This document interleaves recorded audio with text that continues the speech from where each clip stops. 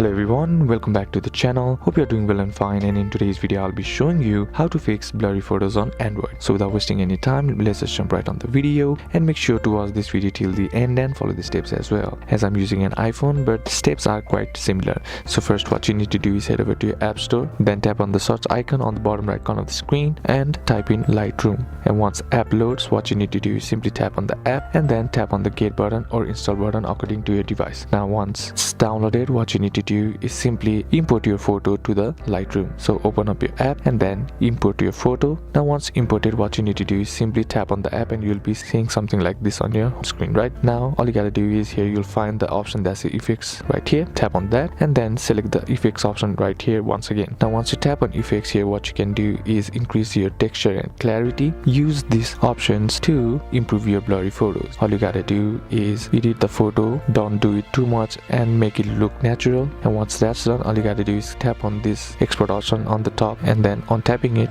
here you'll find the option that says export as. Now this lets you export your photo at high quality. So that's basically what you can do, and that's it for today's video guys. Hope this video was useful to you. Leave a like if it did, comment down below what the next video should be on, consider subbing to the channel. Thanks for watching, bye bye.